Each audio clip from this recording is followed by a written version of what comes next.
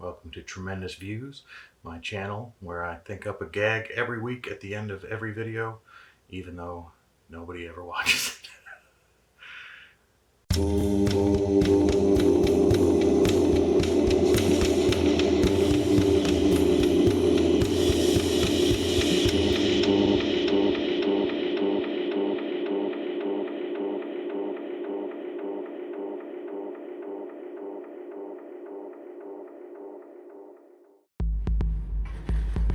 Hey VC, I got all the wrong shit on. Hello VC, Plastic Eric here, Plastic Soundwave Cult, here for a late edition of Collection Connection, the game that's just an excuse to talk about music. Yesterday was crazy. It was Halloween. Lots that I did yesterday, lots to do today, but I'm making sure I'm getting this video out. One other little announcement to None Such Ned. I got your notification that you left a comment, but I cannot find the comment anywhere. If you deleted it, okay, I get it. I do that where I'm watching one video and then I go to the next one and I realize I just commented on a video I watched, 2 times ago. So there's nothing there. I get it. But hopefully you realize if it's still there and just hidden somewhere, I can't find it. So my brother showed Prince and the Revolution, Purple Rain soundtrack. It was interesting to listen to that again. My favorite album by Prince is actually A Sign of the Times, but that's not a bad album either. But my favorite part of that movie was Morris Day and the Time. I mean, that song, oh we, that's a great song.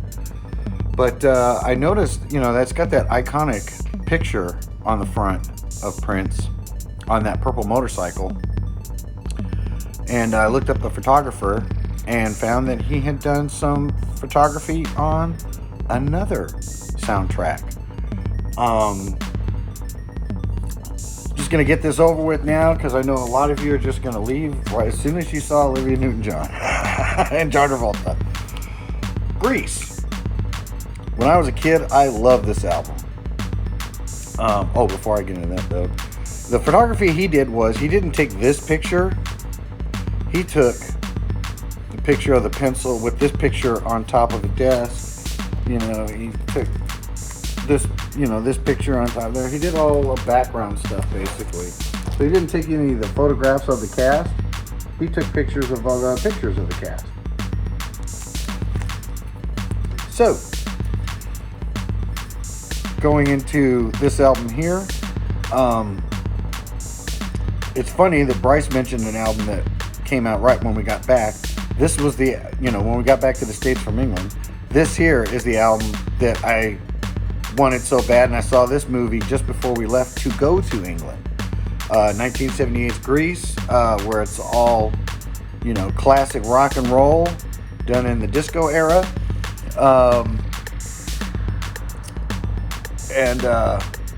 The interesting story about this is when I saw that movie, I wanted to be this guy. I wanted to be Danny Zuko. Not necessarily John Travolta. I wanted to be Danny Zuko.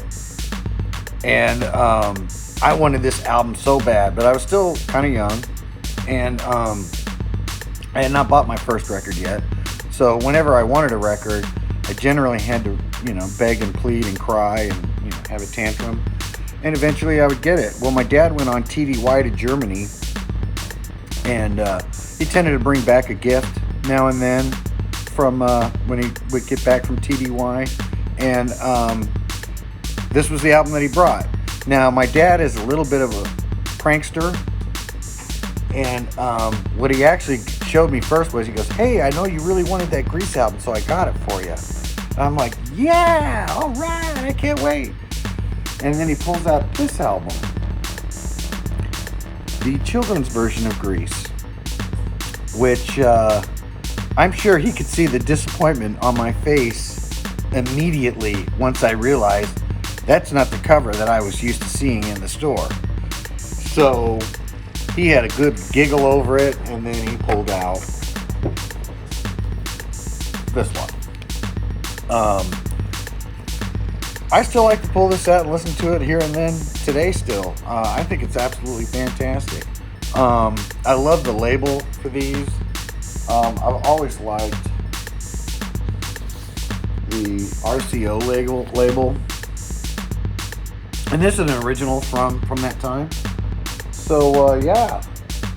I can see on my timer here, I'm just about hitting 5 minutes. That's what you do. You just tell old stories about albums that people don't want to hear about anymore. So, with that, I hand off my connection to Bryce again. And I just got to say that it's not just about the music. Bye.